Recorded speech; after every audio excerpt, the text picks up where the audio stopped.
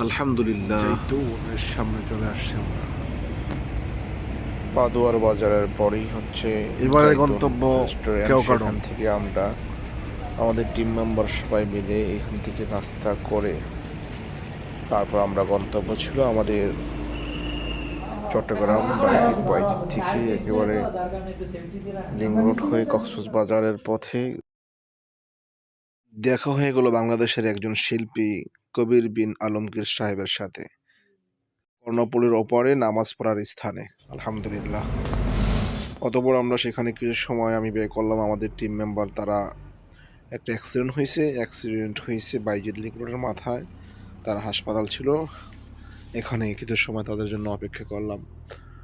অপেক্ষা করতে করতে প্রায় 1 ঘন্টা প্লাস অপেক্ষা করেছি নামাজের পরে, ফজরের সালাত পরে। তারপর তারা আসছেন, তাদের সাথে চলে গেলাম সরাসরি একেবারে বান্দরবান আল আকসা হোটেলের সামনে। সেখানে গিয়ে সবাই মিলে নাস্তা করলাম। আল বান্দরবান এসে আকসা আমরা আল আকসা রেস্টুরেন্ট যে রেস্টুরেন্ট আছে সেখানে, সেই সকালে নাস্তা করলাম আলহামদুলিল্লাহ। রেস্টুরেন্ট থেকে নাস্তা করে আবার বাহির গাড়ি চড়ে সবাই মিলে বাইক করে রুমার পথে রওনা করলাম। রুমার পথ থেকে বটতলা আলহামদুলিল্লাহ বটতলা চিনেছে থামছি রুমার ওখানে পথে মাথায়। যেতে যেতে ওয়াই জংশন নামক যে স্থান আছে সেখানে আসলাম। সেখান থেকে নীলগিরির পথে একটা, রুমার পথ আরেকটা। রুমার পথে ঢুকে গেলাম। রুমা পথে ঢুকে রুমা উপজেলায় চলে আসলাম আলহামদুলিল্লাহ। সেখানে অনেক সময় কিছু ছবি প্রদর্শন করলাম, ঘুরলাম। কিছু সময় দিয়ে আবার চলে আসলাম আমরা বান্দরবান রুমা উপজেলার সেই সেনা ক্যাম্প যেখানে আমাদের তথ্যাদি দিতে হয়, সেই তথ্যাদির মাঝে চলে আসলাম। এখান থেকে ওই কেওক্রাডং বগালেকের অনুমতি নিতে হয়। এখানে সকালে নাস্তা দুপুরের খাবার অর্ডার নেওয়া হয়। আমরা এখান থেকে ফর্ম ফিল আপ করেছিলাম। ফর্ম ফিল আপ করে অতঃপর আমরা 14 জন সদস্য 9টা বাইক করে রুমাবাজার গিয়েছিলাম। রুমাবাজার থেকে আমরা অতঃপর রুমাবাজারের পরে চেকপোস্ট ছিল, সেই চেকপোস্ট খরচ করে আমাদের যিনি ছিলেন গাইড সেলিম ভাইকে দিয়ে বগালেকের উদ্দেশ্যে রওনা করলাম। প্রায় চেকপোস্ট থেকে বগালেকের দূরত্ব প্রায় 25 কিলোমিটার। সেখান থেকে আবার বগালেক থেকে প্রায় 7-8 কিলোমিটার দূরে হচ্ছে কেওক্রাডং। সেখানে আলহামদুলিল্লাহ আমরা সবাই যেতে লাগলাম।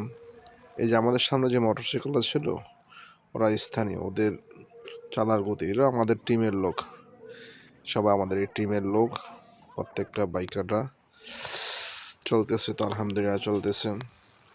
উঁচু নিচু ঢালু আপহিল ডাউনহিল রাস্তা বেয়ে সবাই মনের আনন্দে সামনে অগ্রসর হতে লাগলাম।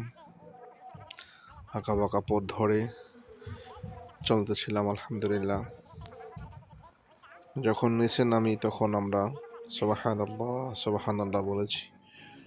উপরে ওঠার সময় পড়তাম আল্লাহু আকবার আল্লাহু আকবার।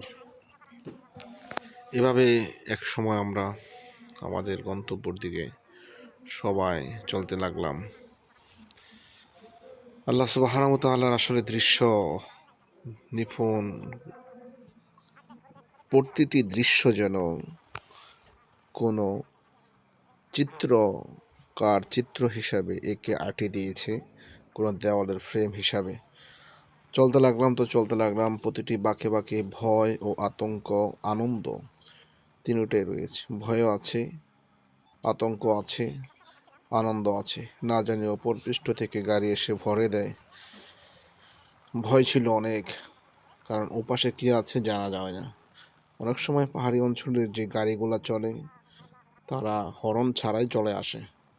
আর আমরা যারা দূর দূরান্ত থেকে সফরগুলোতে যাই, আমরাও হর্ন দিতে অনেক সময় ভুলে যাই নিজেদের নিজস্ব রাস্তা মনে করে। অথচ এই সমস্ত আঁকাবাঁকা যে পথগুলো আছে, পাহাড়ি রাস্তাগুলো, প্রত্যেকটা রাস্তায় হর্ন দিতেই হবে। হর্ন না দিলে মরণ ফাঁদ। কেননা তারা এমনভাবে আসে একেবারে গা যেন ছুঁয়ে যায়। আর রাস্তাগুলো তেমন প্রশস্ত নয়, মোটামুটি দুইটা গাড়ি চলতে পারে, অতিরিক্ত চলতে পারে না। তো অনেক চিকন রাস্তা। এই রাস্তাগুলো, প্রতিটা রাস্তার মাঝেই বললাম ভয়, আতঙ্ক ও আনন্দ আছে। আর রাস্তাগুলোর মাঝে অনেক টিউমার আছে, উঁচু নিচু গাদ আছে, তেমন একটা ভালো না, ভাঙ্গা জায়গায় জায়গায়। গাড়িও 35-40-এর উপরে চালানো যায় না। এখানে 30-35-এই চালানো সবচাইতে উপকারী একটা রাস্তা। এর বেশি চালাইতে গেলে ভয় আছে।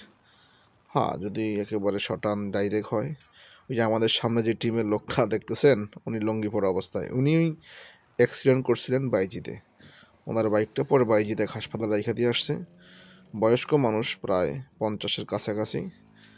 তারপরে কিন্তু ছাড়ে না, সে যাবেই কেউ কারণ। বললাম থেকে যান, তারপরও সে আমাদের সাথে চললো। যাই হোক, আলহামদুলিল্লাহ, পরবর্তী পর্বে দেখা হবে।